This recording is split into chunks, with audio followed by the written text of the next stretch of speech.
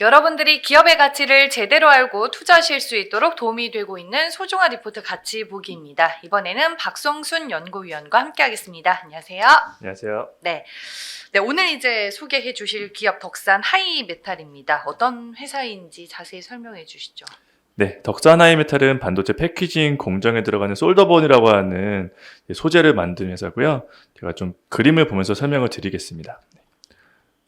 솔더볼은 일단 저희가 칩과 서브스트레이트, 그러니까 기판이죠. 기판과 서로 정기적이나 기계적으로 연결하는 그런 역할을 한다 보시면 되고요. 요 아래 그림 보이시지 조그만 볼 모양으로 되어 있는 금속 공이다라고 생각을 하시면 되겠습니다. 그래서 이제 솔더볼 같은 경우는 사이즈별로 좀 저희가 구분할 수 있는데요. 일반적으로 130 마이크론 미만은 마이크로 솔더볼을 하고 그 이상은 이제 일반적인 솔더볼을 말합니다. 그리고 덕산 하이메탈에서 하는 솔더볼 중에는 이제 다른 종류의 솔더볼도 하나 있는데요. 코어 솔더볼이라고 해서 이제 서브스트레이트와 칩 간의 그 높이를 균일하게 유지해주는 역할을 하는 코어 솔더볼도 있습니다. 하지만 대부분 중요한 역할을 하는 거는 일반 솔더볼과 마이크로 솔더볼이라고 보시면 되겠고요. 그 위에도 이제 저희가 이제 플럭스와 파우더라 해서 이제 저희 접착용 소재를 하는 소재도 지금 만들고 있습니다. 전체로 봤을 때 작년 기준을 봤을 때는요. 별도 기준 봤을 때는 솔더볼은 매출에서 한 57%, 마이크로 솔더볼은 20% 정도 차지하고 있습니다. 하지만 이제 연결 기준 봤을 때는 자회사들의 비중이 좀 높기 때문에 솔더볼은 33%, 마이크로 솔더볼은 11% 정도 차지하고 있고요. 자회사 넵코스가 20%, 미얀마가 21%인데 이 미얀마는 솔더볼의 소재를 담당하는 그러니까 원소재죠. 주석을 재련하는 회사라고 보시면 되겠고요. 넵코스는 이제 방산 관련한 업체라고 보시면 되겠습니다. 네, 알겠습니다. 앞서서 이제 김경민 연구위원도 반도체 산업 동향에 대해서 말씀을 해주시긴 하셨는데, 이 덕산 하이메탈이 속해 있는 사업 영역에 반도체 현황에 대해서도 이제 자세히 알 필요가 있을 것 같아요, 연구위원님. 네, 사실 반도체 그 업황은 그 솔더볼에서 다르진 않거든요. 네. 결국은 전방 산업인 반도체 업황에 따라 가는 건데, 계속 제가 매달 이제 말씀드리지만 이미 반도체 업황은 이제 수요 개선 초기에 들어와 있다라고 보고 있고요. 저희가 확인할 수 있는 거는 이미 수출 금액에서 좀 확인할 수 있습니다. 제가 디램 같은 경우나 이제 낸드 같은 경우는 1월 달에 굉장히 안 좋았던 최대 하락폭을 보인 이후에 점점점 이제 수출 금액이 감소폭을 좀 줄여왔거든요. 그러면서 9월 달에는 이제 마이너스 10%까지 줄었고, 이제 10월도 나왔지만 10월에는 더 줄었습니다. 예. 그래서 지금 보시면 9월 저희가 기준으로 작성했기 때문에 말씀드리면 디램은 9월 기준에는 마이너스 24% 전년 대비 감소했고 반면에 낸드는 5% 증가를 했거든요.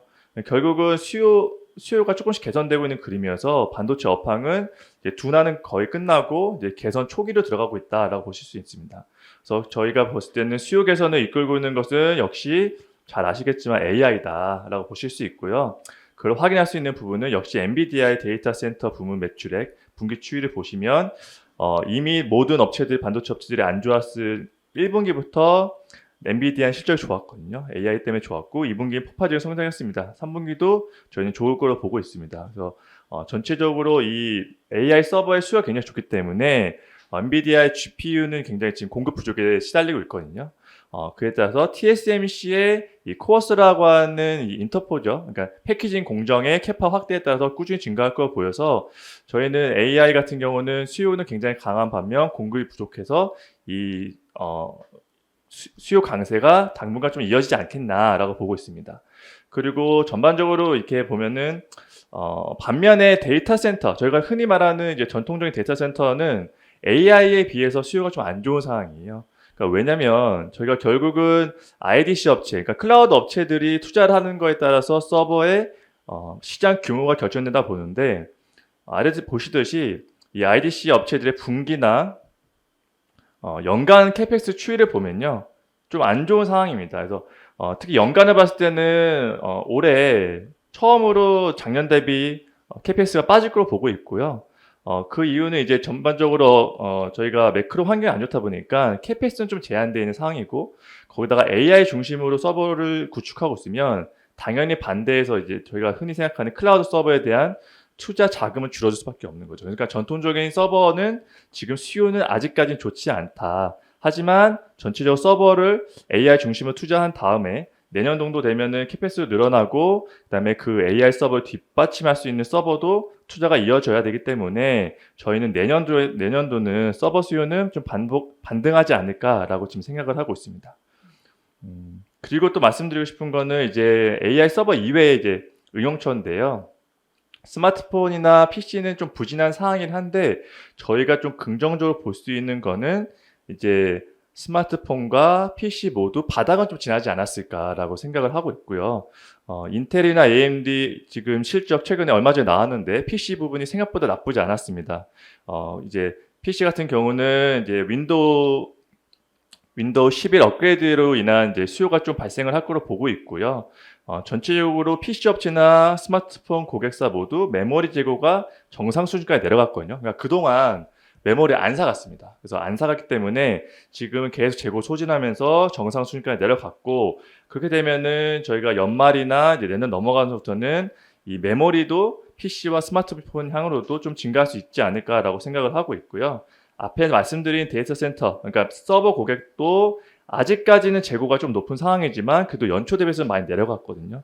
그래서 저희가 내년도도 캐패시티가 늘어난 구간에서는 서버도 같이 성장할 수 있다라고 생각하기 때문에 지금은 AI만 좋지만 4분기와 내년 넘어가면서부터는 다른 어플리케이션에도 수요가 좀 좋아질 수 있다라고 생각했습니다. 아니 최근에 이제 반도체 설계가 미세화되고 있고 AI도 말씀해 주셨는데 뭐 AI나 자율주행 등 고성능 반도체 활용이 좀 늘어나고 있잖아요. 이런 부분들이 솔더볼의 적용초도 또 확대되는 하나의 계기가 되는 거예요. 어때요? 네, 맞습니다. 저희가 이 솔더블은 네. 결국 그 패키징 공정에서 들어가는 부품이거든요. 네. 그래서 보면은 결국은 칩의 생산 개수가 중요하고요. 두 번째로 봤을 때는 이제 미세 피치. 그러니까 결국은 말씀하신 대로 좀 반도체가 고도화되면서 점점점 작은 면적을 원하잖아요. 네. 그런 부분에서 솔더블의 크기도 작아진다라고 생각하시면 돼요. 그래서 저희는 어드밴스 패키징 수요가 증가하면 솔더블의 수요도 좀 증가한다. 특히 마이크로 솔더블의 수요가 증가할 것으로 보고 있는데 앞에 말씀드렸듯이 솔더블이 이제 칩과 서브스트레이트에 연결을 하는 부품이고 그리고 이게 기존에 있던 저희가 아주 예전에 쓰던 방식이랑 다른 점은 저희가 예전에 와이어 본딩을 하는 방식을 썼을 때는 이 칩과 요 기판을 요 와이어로 연결했습니다. 근데 지금은 요 솔더블로 연결하는 게 좀 다른 점인데요. 솔더블을 연결했을 때의 장점은 저희가 I/O라고 하는 이제 인풋과 아웃풋, 요 핀의 개수가 좀 더 많이 할 수 있다. 만들 수 있다는 거고요. 그렇게 되면 한 번에 저희가 전달할 수 있는 데이터 양이 많아지는 거기 때문에 훨씬 장점이 있는 거죠. 그래서 전기적 특성이 우수하다라고 보실 수 있는데 그렇게 되면은 저희가 아까 말씀드렸듯이 칩은 점점점 작아지고 그러면 솔더볼 자체도 작아지는 거거든요. 그러면 솔더볼 작아지면 마이크로 솔더볼에 대한 수요가 늘어나고 그 마이크로 솔더볼의 개수도 늘어난다라고 보시면 되겠고요. 두 번째로는 뉴스에서 많이 보셨을지 모르겠는데 이제 FC-BGA라고 하는 이제 고사양 패키징에 들어가는 기판에 좀 적용 개수가 늘어나지 않을까라고 보고 있습니다. FC-BGA는 기존이라보다는 다른 방식의 FC-CSP라고 하는 방식의 패키징이랑 좀 다른 점은 아래에 있는 기판이 좀 면적이 칩 사이즈 대비 좀 크다라고 보실 수 있어요. 그러면은 당연히 들어가는 범프의 개수도 커지기 때문에 마이크로 솔더볼의 수요가 좀 증가할 수 있고 덕산 하이메탈 같은 경우는 FC-BGA 업체인 이비덴, 신코, 삼성전기 같은 업체들한테 공급을 하면서 전 세계 시장의 약 80%를 점유하고 있거든요. 그러니까 FC-BGA 시장이 커지면 마이크로 솔더볼 시장도 커지면서 덕산 하이메탈도 같이 수혜를 볼 수 있는 부분이 된다라고 생각하실 수 있고 마이크로 솔더볼은 기존 솔더볼 대비해서 가격은 낮지만 네. 적용 개수가 많고 수익성이 좋습니다. 그래서 전사 이익의 좀 개선에 훨씬 많은 영향을 줄 수 있다라고 생각할 수 있습니다. 가격은 낮지만 수량이 많이 들어가기 때문에 마이크로 솔더볼이 기존 솔더볼보다는 수익성이 높다 이 말씀이신 거죠? 그죠. 약간 면적당 들어가는 개수가 많기 때문에 네. 일단은 매출이 커지고요. 네. 그리고 수익성도 더 수익성은 뭐 원가와 연결되는 거니까요. 네. 수익성도 더 높죠. 일단 네. 만드는 것 같아요. 알겠습니다. 주요 투자 포인트를 꼽아 주셨고요. 실적과 관련해서는 좀 어떤 포인트를 자꾸 보고 계세요? 네, 실적 같은 경우는 사실 올해는 반도체 업체들 다 좋지 않은 상황이고요. 이제 매출액 같은 기준을 보면은 1,372억 원으로 전년 대비 한 20% 감소할 것으로 보입니다. 역시나 저희가 3분기까지 계속해서 반도체가 안 좋다 말씀드렸고 조금 좋아지긴 했지만 이제 좋아지는 거는 가격 측면에서 좋아지는 거거든요. 그러니까 왜 가격이 좋아진가 생각했을 때는 반도체 업체들이 감산을 했기 때문입니다. 감산했다는 거는 생산량이 줄어들었고 그에 비해서 수요가 좀 좋아지니까 이제 반도체 메모리 가격이 올라서 저희가 업황이 좋아진다라고 생각하는 거지 이 공급량이 굉장히 드라마틱하게 좋아지는 그림은 아직은 아니거든요. 네. 그래서 아직까지는 올해까지는 감산 영향이 굉장히 강한 상황이어서 저희가 덕산 하이메탈 이 솔더블 중심으로 하는 하이메탈은 작년 대비해서 29% 정도 매출이 감소할 거다라고 생각을 하고 있고요. 역시나 상반기도 굉장히 안 좋았기 때문에 작년 대비 26% 정도 매출이 감소했습니다. 근데 저희가 이제 4분기 정도 되면은 일단 솔더블 수요도 일단은 반도체 업황이 소폭 개선되기 때문에 상반기 대비는 조금 더 4분기부터 좀 나오지 않을까라고 생각하고 있어서 하반기 실적이 상반기보다는 소폭 괜찮을 거로 보고 있고요. 연결로 봤을 때는 이제 자회사 실적이 좀 중요한 포인트인데요. 앞에서 말씀드린 방산 사업을 하고 있는 덕산 랩코어스는 올해 같은 경우는 전년 대비 좀 비슷한 매출을 기대하고 있습니다. 올해 같은 경우는 연구개발 매출이 주로 이룰 것으로 보이는데요. 수주장구 같은 경우는 작년 대비해서 올해 많이 증가했거든요. 그래서 내년 정도 되면 이 수주장구가 반영되면서 넷코어스의 매출도 좀 좋을 수 있다라고 생각하고 있고 이 사실 미얀마 같은 경우가 작년 실적이 굉장히 안 좋은 역할을 했습니다. 작년에 이제 주석 가격이 많이 빠지면서 비용 처리가 많이 됐고요. 그에 따라서 큰 손실을 기록했는데 지금 같은 경우는 이제 수익성 개선을 하기 위해서 계속해서 공정을 좀 바꾸고 있어요. 그래서 연간 생산량 자체는 작년보다 좀 준다. 그러니까 결국 매출액은 좀 줄 수 있지만 지금 주석 가격도 작년보다는 안정적이고 거기에 대한 해칭도 해놨고 또 공정 조율을 하고 있기 때문에 미얀마의 적자 폭도 좀 감소할 수 있다라고 생각해서 저희가 매출액은 작년 대비 감소하지만 영업이익은 작년 적자에서 올해는 그래도 소폭 흑자로 전환할 것으로 예상을 하고 있습니다. 네, 알겠습니다. 이쪽 섹터 같은 경우에는 업황 반등에 대한 기대감이 올해 좀 있었던 걸로 알고 있는데 현재 밸류에이션 수준은 어떻게 보고 계세요?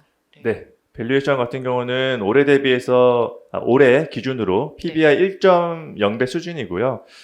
제가 리포트를 작성했을 때 1배 수준이었고 최근에 이제 계속 주가 좀 빠졌기 때문에 네. 약간 1배를 소폭 하회하고 있다라고 보시면 되겠습니다. 역사적으로 봤을 때는 이제 히스토리컬 밴드 중단을 소폭 하회하고 있는 상황이고요. 저희가 봤을 때 이제 저점 대비, 그러니까 접전 대비해서 주가는 한 46% 정도 상승했는데 아무래도 계속해서 연초 대비해서 반도체 업황 기대감들이 이 소부장 업체한테도 계속 영향을 미쳤거든요. 그래서 주가가 많이 올랐고 최근에는 이제 아직까지는 실적 개선이 보이지 않기 때문에 다시 한번 주가가 좀 밀리는 모습을 보였다고 저는 생각을 하고 있습니다. 그래서 결국은 가장 중요한 주가의 상승을 위해서는 반도체 업황이 회복되는 모습이 중요하고 결국은 자회사들의 이익 개선이 필요하다. 그러니까 본업에서는 잘 벌고 있지만 작년부터 계속 자회사들이 이익을 까먹고 있는 구간이기 때문에 이익 개선이 돼야지 밸류에이션도 좀 정상적으로 회복될 수 있을 거라고 보고 있고요. 말씀드린 대로 미얀마 쪽에서 이제 안정적으로 원재료가 수급이 가능해지면 이익도 정상 수준으로 다시 복귀할 수 있다라고 생각하고 있습니다. 그리고 저희가 아까 말씀드린 대로 어드밴스 패키징 공정 시장이 확대될수록 마이크로 솔더볼 시장 커지기 때문에 네. 이러한 모습들은 밸류에이션이 좀 긍정적이다라고 생각을 하고 있습니다. 알겠습니다. 업황의 확실한 기대와 이 업황의 확실한 개선과 자회사들의 이익 개선이 주가의 키포인트다라고 설명을 해주셨습니다. 투자에 참고할 만한 리스크 요인은 뭐가 있을까요? 역시나 반도체 업황 둔화가 다시 좀 장기화되는 그림이 네. 가장 클 것 같고요. 그 다음에 자회사를 보고 있는데요. 저희 말씀드린 대로 AI 서버 굉장히 좋은 상황입니다. 그리고 PC랑 스마트폰도 이제 좋아질 거로 보고 있는데 과연 저희가 기대한 만큼 PC와 스마트폰 수요가 이제 개선이 이어질 건가가 이제 포인트로 보고 있고요. 여전히 지정학적 리스크, 그 다음에 금리에 대한 리스크 등 이제 대외적인 리스크는 계속해서 이어진 상태잖아요. 그래서 이런 변수들 가운데서 수요가 실질적으로 좋아지는가, 그래서 좋아져서 반도체 업황이 돌아가는 게 이제 확실한가가 이제 저희가 이제 봐야 될 포인트로 보고 있고, 이제 만약에 저희가 생각한 것보다 업황이 좀 더 늘어지게 된다라고 생각하면 결국 공급업체들은 감산을 좀 더 길게 가져갈 수밖에 없고요. 신규 캐파 투자도 안 할 수밖에 없습니다. 당연하죠. 그래서 그렇게 되면은 이제 덕산 하이메탈 같은 뭐 부품 업체 그리고 다른 뭐 소재, 부품, 장비 업체 모두들 안 좋은 상황이기 때문에 이런 부분은 공통적으로 반도체 소부장 업체한테는 부정적인 영향을 끼칠 것으로 보고 있고요. 두 번째는 말씀드린 대로 수익성 측면에서는 자회사의 개선이 필요하다라는 거죠. 미얀마 같은 경우가 솔더버 원재료인 주석 재련을 하는데 이제 올해 같은 경우에 이제 처음으로 본사에 직접 공급을 개시하는 해가 될 거예요. 근데 그걸 위해서 수익성 개선도 위해서 공정 개선을 이루고 있지만 이제 저희가 생각보다 이제 이런 모습들이 좀 늦어진다. 뭐 수익성 개선도 조금 늦어지고 공급이 뭐 덕산 하이메탈에서 원하는 만큼이 되지 않는다라고 하면은 수익성 개선의 속도도 늦어질 수밖에 없기 때문에 이 연결실적 적자의 주 원인인 DS 미얀마의 적자가 좋아지는 그림이 이 하이메탈 연결을 봤을 때는 좀 중요한 포인트가 되지 않을까라고 생각하고 있습니다. 네, 알겠습니다. 말씀해 주셨던 부분들을 좀 잘 참고하시는 게 좋을 것 같습니다. 녹록지 않은 시장 환경 속에서 반도체 업황 분위기 어떻게 흘러가는지 그리고 DS 미얀마의 수익성 개선 여부도 꼼꼼히 지켜보시길 바라겠습니다. 지금까지 박성순 연구위원과 덕산 하이메탈에 대해서 분석해 봤습니다. 고맙습니다. 감사합니다. 네, 소중한 리포터 같이 보기 지금부터는 허민호 연구위원과 함께 화학 쪽 기업을 제대로 한번 분석해 보겠습니다. 인사 먼저 나눠볼게요. 안녕하세요. 네, 안녕하세요. 네. 오늘 이제 알아볼 기업이 코롱 플라스틱입니다. 네, 맞습니다. 네. 뭐 이름은 워낙 이제 잘 알려진 회사이기 때문에 시청자분들, 뭐 구독자분들도 잘 아실 텐데 기업 개요 자세히 설명해 주시죠. 예. 좀 잠깐 말씀을 드리면요. 네. 코오롱 플라스틱은 아시다시피 코오롱 그룹의 계열 회사고요. 또 자동차나 전자부품 그리고 생활용품에 쓰이는 엔지니어링 플라스틱 업체라고 보시면 될 것 같고요. 좀 이따 좀 제품에 대해서 좀 자세히 말씀드리겠지만 POM이라는 엔지니어링 플라스틱이 매출 비중이 한 54% 정도 되고요. 그다음에 컴파운드 제품이 한 46%가 됩니다. 이 컴파운드 중에는 또 PA와 PBT가 주요 제품이라 보시면 될 것 같고요. 전방 산업별로 보시면은 자동차가 한 50% 정도를 차지하고 있고 전자제품과 생활용품이 50%를 차지하고 있다라고 보시면 될 것 같고요. 나름 이 회사가 엔지니어링 플라스틱 업계에서 좀 경쟁력이 있다라고 하는 걸 숫자로 말씀드리는 부분은 피움 같은 경우에 글로벌 시장 점유율 한 10% 정도로 4위를 차지하고 있다라고 보시면 될 것 같습니다. 네, 자동차, 전자제품, 생활용품 등에 사용이 되는 이제 엔지니어링 플라스틱을 생산하는 업체다라고 이제 서두에 설명을 해주셨는데 엔지니어링 플라스틱이 구체적으로 화학 쪽에서는 뭔가요? 네. 네. 여기 지금 제가 그림 그린 거에 좀 말씀을 드리면요. 일단 엔지니어링 플라스틱 같은 경우에는 일반 범용 플라스틱의 최대 약점이었던 열 가속성, 그러니까 뜨거운 열을 내면 플라스틱이 녹을 가능성이 그렇죠. 커지잖아요. 그리고 범용 플라스틱은 강도가 약하거든요. 그다음에 마찰을 많이 시키게 되면 잘 끊어질 수도 있는데 엔지니어링 플라스틱은 이런 부분을 강화시킨 플라스틱이다라고 보시면 될 것 같습니다. 그래서 이 엔지니어링 플라스틱은 크게 보면 또 두 가지로 나눌 수 있거든요. 그래서 온도가 제일 중요한데 100도에서 150도 정도 수준에서 견디는 플라스틱을 범용 엔지니어링 플라스틱이라 부르고 150도 이상을 넘어가는 엔지니어링 플라스틱을 슈퍼 엔지니어링 플라스틱이다라고 보시면 될 것 같고요. 지금 코롱 플라스틱 생산하고 있는 주요 제품인 POM이나 PBT나 PA 같은 경우는 범용 엔지니어링 플라스틱에 속한다라고 보시면 될 것 같습니다. 조금 더 그래서 좀 자세히 자동차에 쓰이는 분야에 대해서 어디에 쓰이는지 좀 보여드리면 그림에 보시다시피 POM 같은 경우는 내마모성과 그다음에 내 마찰성이 좀 뛰어난 특성을 가지고 있고 그러다 보니까 자동차의 범퍼 브레이킷이나 안전벨트에 사용됩니다. 그런 구동 부품에 주로 사용된다라고 보시면 될 것 같고요. PA 같은 경우에는 여기 나일론을 기반으로 만들어진 엔지니어링 플라스틱으로 생각하면 되시거든요. 그러다 보니까 열에 강합니다. 그리고 강도도 강한 편이고요. 그러다 보니 엔진 커버라든지 이런 자동차 엔진 관련된 부품들에 주요 사용된다라고 보시면 될 것 같고요. PBT 같은 경우에는 난연성이라고 해가지고 불에 잘 안 탑니다. 그리고 전기도 잘 통하지 않는 절연성을 또 갖고 있고요. 그러다 보니까 자동차의 전자 부품이 요새 최근에 많이 들어가고 있는데 그런 부품에 쓰이는 소재다라고 보시면 될 것 같습니다. 네. 그 엔지니어링 플라스틱의 생산 공정은 또 어떻게 나뉘어 있나요? 조금 이제 어려울 네. 수 있으신데 일단 구독자분들이 엔지니어링 네, 화학 플라스틱 시간이라고 생각을 하고 알겠습니다. 좀 여기에 있는 그림을 보시다시피 엔지니어링 플라스틱은 크게 보면 공정이 두 가지입니다. 합성 수지를 만드는 공정하고요. 네, 컴파운드를 만드는 공정이다라고 보시면 될 것 같고 이 합성 수지는 석유 화학 업체한테서 LG 화학이나 그런 업체들이겠죠. 그런데서 기초 유분을 사옵니다. 그리고 그거를 다시 어떤 추가적인 중합 과정이라 부르는데 그런 공정을 통해서 엔지니어링 플라스틱의 기본이 되는 그래서 베이스 레진이라 부르거든요. 그는 소재를 만드는 합성 수지 공정이 있고요. 그 다음에 거기에다가 추가적인 첨가제를 집어넣고 탄소 섬유나 유리 섬유나 아라미드 섬유를 집어넣어서 좀 물성을 더 강화시킵니다. 그렇게 해서 복합제를 만들거든요. 그래서 그런 공정은 컴파운드 공정이다라고 보시면 될 것 같습니다. 이 합성 수지 공정은 좀 장치 산업 성격을 좀 많이 갖고 있고요. 물론 범용 플라스틱만큼 조단위 이제 투자가 들어가지는 않습니다. 하지만 수천억의 투자가 들어가야 돼서 좀 신규 업체가 진입하기 쉽지 않다라고 보시면 될 것 같고요. 컴파운드 같은 경우에는 시설 투자 비용은 크게 들어가지 않습니다. 하지만 이 아까 말했던 레시피를 잘 만들어야겠죠. 네. 배합 기술이 되게 중요하다라고 보시면 될 것 같고요. 하지만 최근에 이제 범용 플라스틱이 이제 많이 역사가 좀 오래되면서 특허들이 많이 좀 이제 만료가 되어가고 있다 보니까 기술들이 많이 공개되어 있는 상황은 사실이고요. 하지만 그렇다라고 해서 무조건 모든 업체가 다 진입이 가능한 건 아니고요. 자동차 같은 경우는 사람 목숨이 달려 있잖아요. 그렇죠. 그러다 보니까 높은 안정성을 요구하고요. 높은 생산성에 대한 노하우와 신뢰성을 확보할 필요가 있고 최근에 이런 컴파운드 전문 업체 같은 경우는 범용 플라스틱을 넘어서 슈퍼 엔지니어링 플라스틱으로 좀 점점 진입을 확대해가고 있다고 보시면 될 것 같고 폴롱 플라스틱 같은 경우도 그래서 PPA라고 하는 슈퍼 엔지니어링 플라스틱도 좀 개발 중이다. 일부 생산도 하고 있다라고 보시면 될 것 같습니다. 네, 알겠습니다.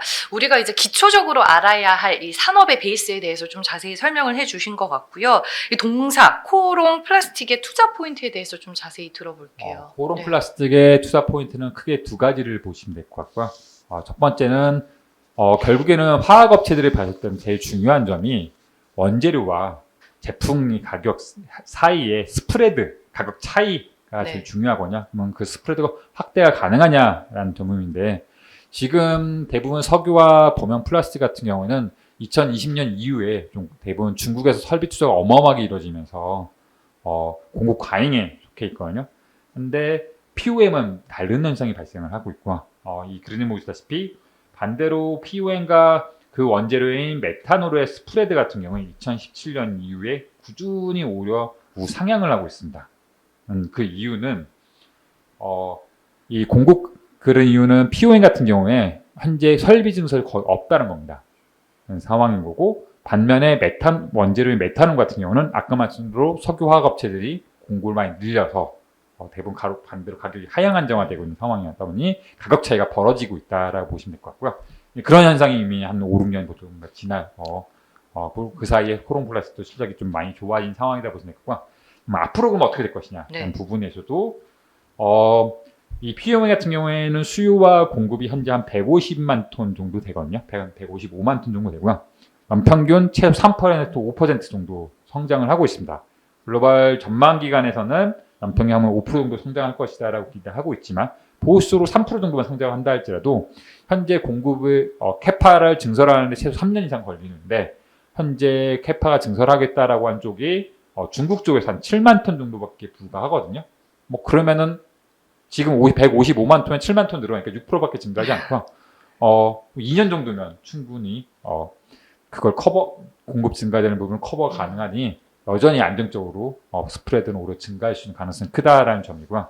또 아까 말씀대로 이 부분에 좀 시장 진입 장벽이 쉽지 않은 부분이 존재한다라고 말씀드렸고, 코롱 플라스틱도 오랜 역사를 가지고 있지만 여전히 이제 고부가 가치 비중은 좀 낮은 편이거든요. 한 전체에서 한 10% 정도밖에 되지 않습니다. 한데 최근에 고부가 고객 비중이 21년도에 20%에서 22년도에 64%까지 올라가고 있는 상황이고요.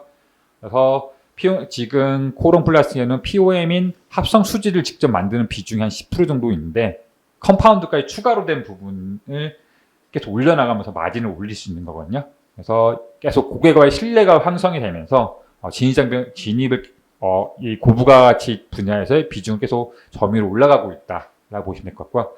물론 이제 경기가 이제 과연 화학 같은 경우는 제일 좋아질 중요하고 것이냐. 네. 경기 강권이긴 합니다. 그래서 석유화학업체들 대부분 실적이나 주가가 좀 많이 부러져 있는 상황인데, 코롱 플라스틱은 작년까지만 해도 기본 석유화업체하고 다른 길을 걸어왔었고요.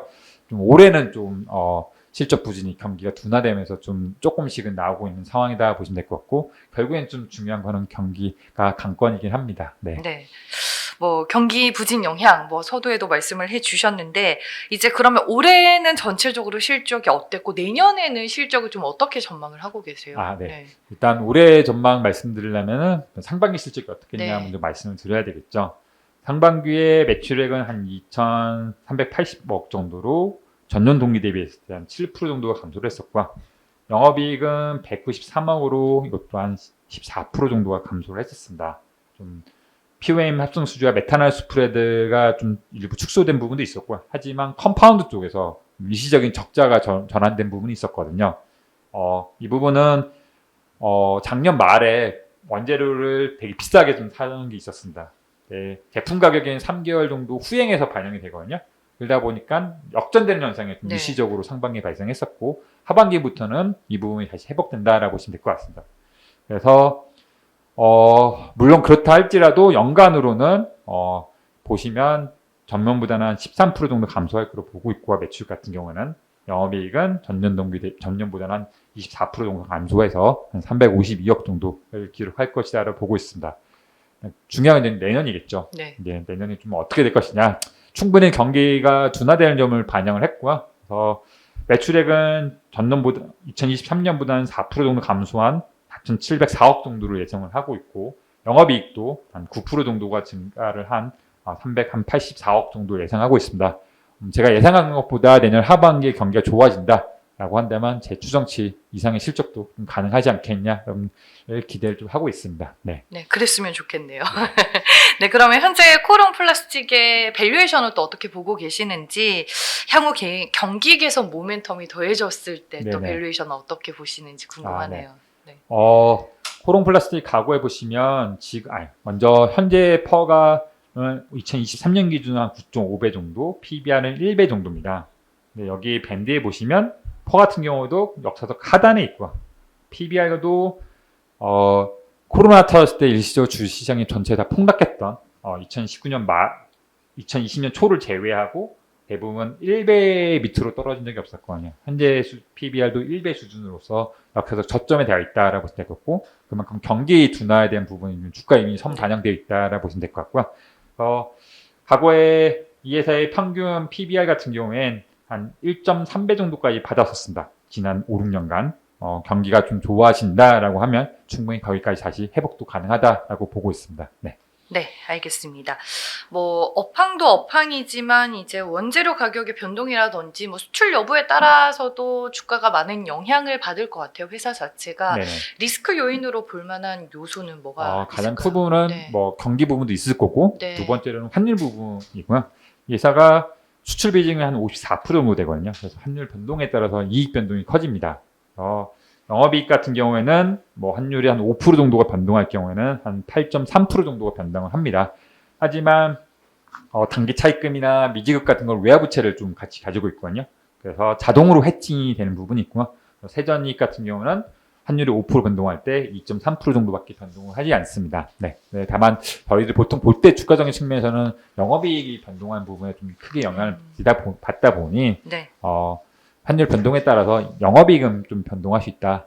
이런 부분 말씀드리고자 합니다. 네. 네, 알겠습니다.